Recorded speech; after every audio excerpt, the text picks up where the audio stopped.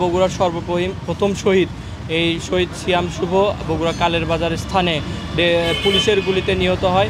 তাই অংশ হিসেবে আমরা 1 বছর পূর্তি উপলক্ষে তার যে রুহের মাগফিরাত কামনা করছি। আমরা সেই উদ্গারী মসজিদে প্রথমে দোয়া মাহফিল শেষে আমরা পথ শিশুদের মাঝে খাবার বিতরণের মাধ্যমে এবং এই শহীদদের অবদান সেটিকে বাস্তবায়নের লক্ষ্যে এবং এই শহীদদের যে স্মৃতি সেটিকে ধারণ করতে আমরা পথ শিশুদের মাঝে খাবার বিতরণের মাধ্যমে আমরা তাদেরকে এবং তাদের এই যে আত্মত্যাগ বা তাদের যে অবদান সেটিকে আমরা মানুষের মাঝে বিলিয়ে দিতে দেওয়ার জন্য আজকের এই আমাদের কর্মসূচি বাস্তবায়ন করি। বাংলাদেশে ছাত্র জনতার আন্দোলনে প্রথমে শুধু ছাত্ররাই নেমেছিল, তারপরে ছাত্রদের ওপর নির্বিচারে যখন গুলি চালানো হলো এটা দেখে সারা দেশের মানুষ ঘরে থাকতে পারে নাই, সারা দেশের সমস্ত স্তরের মানুষ নেমে পড়েছে।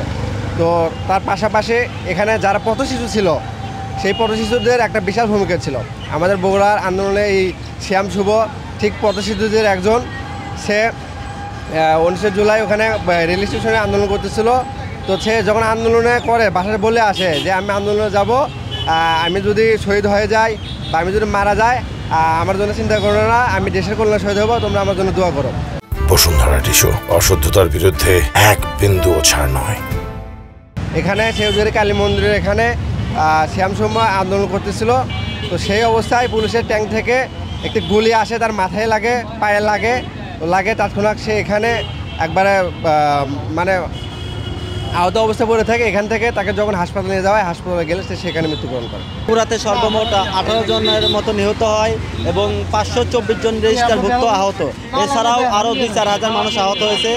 1 বছর প্রতি উপলক্ষে আমি সরকারের কাছে আবেদন জানাবো, আমাদের যেগুলো বগুড়াতে আহত হয়েছেন রেজিস্টার ব্যতীত তাদের খোঁজ খবর নেওয়া এবং তাদের কিভাবে হেল্প বা সহযোগিতা করা যায় এই ব্যাপারে সরকার অবশ্যই পদক্ষেপ নেবেন। আমরা জানি বিশেষ করে বৈষম্যবিরোধী ছাত্র আন্দোলনে অসংখ্য শ্রেণীর মানুষ আহত হয়েছে, তাদের ওইভাবে সেবা পাচ্ছে না বা সব পর্যায়ের মানুষের খোঁজ খবর বা তাদের যে একটা দেখাশোনা এটা করার মতো কেউ নাই, অনেক ফ্যামিলি আছে। আমি সরকারের কাছে রিকোয়েস্ট করব অবশ্যই এই শ্রেণীর লোকগুলোকে খুঁজে বের করবেন এবং তাদের পর্যাপ্ত পরিমাণ হেল্প করবেন বা সাহায্য করবেন।